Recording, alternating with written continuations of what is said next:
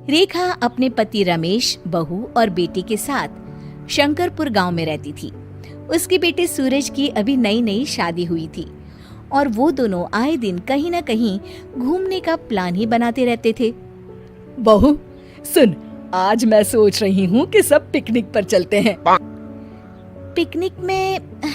अरे मम्मी जी, हम लोग बच्चे थोड़ी है जो पिकनिक पर जाएंगे।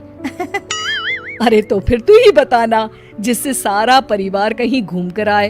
देखना मौसम भी कितना अच्छा है, बड़ा मजा आएगा।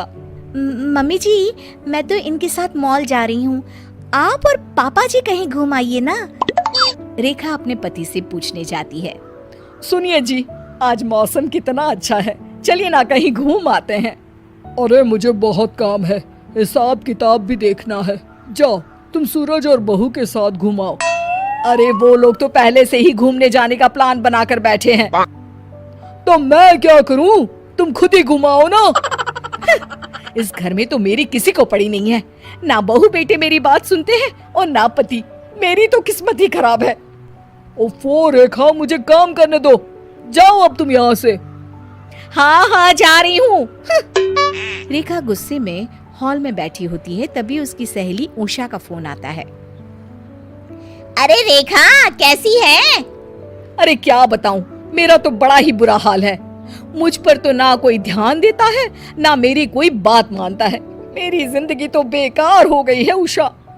अरे बस इतनी सी बात, मेरे घर में भी पहले ऐसे ही होता था, पर फिर एक दिन मैंने अपनी याददाश्त गुम होने का नाटक किया और फिर सभी घर वाले अपना काम छोड़कर मुझ पर ऐसे ध्यान देने लगे मानो मुझसे जरूरी उनके लिए कुछ है ही नहीं। मेरी मान तू भी कुछ ऐसा ही कर ले। क्या ये तरकीब सच में काम करेगी? हाँ हाँ, तू कर तो सही ये नाटक। सारे घर वाले तेरे आगे पीछे ना डोले तो मेरा नाम बदल दूंगी। हाँ। रेखा उषा की बात मान लेती है और अगले दिन से अपनी याददाश्त गुम होने का नाटक करने लगती है। सुबह हो रही थी और रेखा अभी भी बेड पर लेटी होती है। रेखा, अब तक सो रही हो तुम, उठो ना। कौन है? कौन है आप? मैं आपको जानती नहीं हूँ। अरे मैं तुम्हारा पति हूँ। क्या हो गया है तुमको रेखा, सुबह सुबह मजाक कर रही हो? आप मुझसे थोड़ा दूर रहिए जी। और कौन है आप? हाँ? रेखा के पति को अब थोड़ी चिंता होने लगती है। अरे रेखा, क्या हो गया है तुम्हें? क्या तुम्हें सच में नहीं पता कि मैं कौन हूँ? नहीं नहीं, मुझे कुछ भी याद नहीं आ रहा। हे भगवान, ये क्या हो गया मेरी रेखा को? रमेश अपने बेटे और बहू को बुलाने चला जाता है। अरे वाह, मेरी रेखा, ऐसा तो इन्होंने आज तक नहीं कहा। ये नाटक तो सच में काम कर रहा है। माँ, क्या हुआ तुमको? माँ? किसकी माँ? कौन सी माँ? मैं किसी की माँ नहीं हूँ। अरे माँ, मैं तुम्हारा बेटा हूँ, मुझे पहचानो। मेरा बेटा? मेरा पति? कौन है? अरे मैं हूँ तुम्हारा पति। नहीं नहीं, मुझे कुछ याद नहीं आ रहा। माँ ने मुझे पहचानने से इनकार कर दिया। सूरज ये सुनकर रोने लगता है।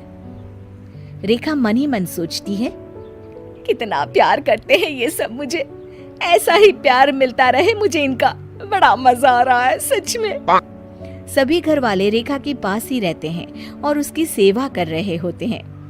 सूरज, तूने डॉक्टर से अपॉइंटमेंट लिया क्या? हाँ पापा, कल का अपॉइंटमेंट मिला है। तभी वहाँ कंचन आ जाती है। सुनिए जी, मम्मी का दिल बहुत घबरा रहा है, उन्हें कहीं घूमने ले जाते हैं ना? हाँ, पर हमें उनका बहुत ख्याल रखना होगा। सभी घर वाले रेखा को पार्क में घुमाने ले जाते हैं। वाह, कितना अच्छा मौसम हो रहा है, आज तो मजा ही आ गया। सभी रेखा की तरफ आश्चर्य से देखने लगते हैं।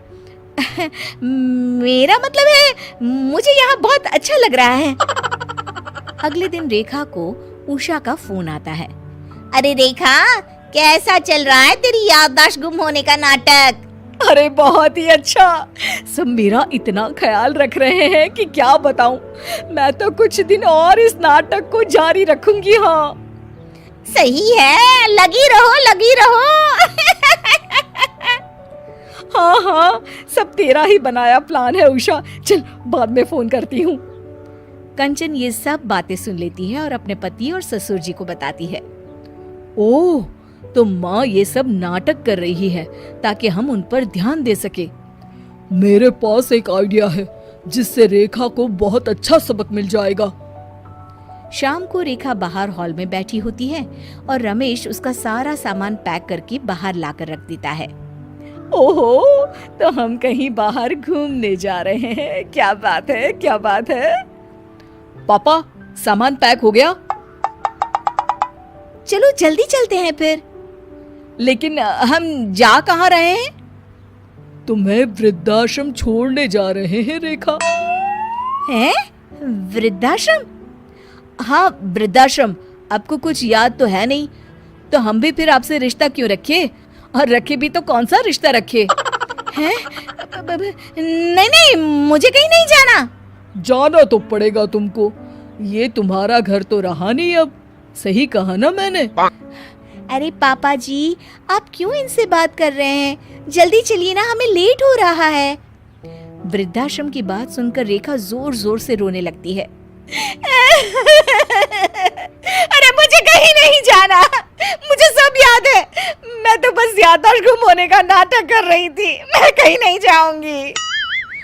अरे पर तुम नाटक कर क्यों रही थी?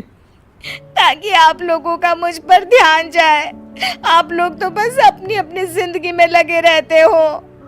ओह, ये बात है। माँ, आप ये बात हमें बता भी सकती थी ना, उसके लिए इतना नाटक करने की क्या जरूरत थी?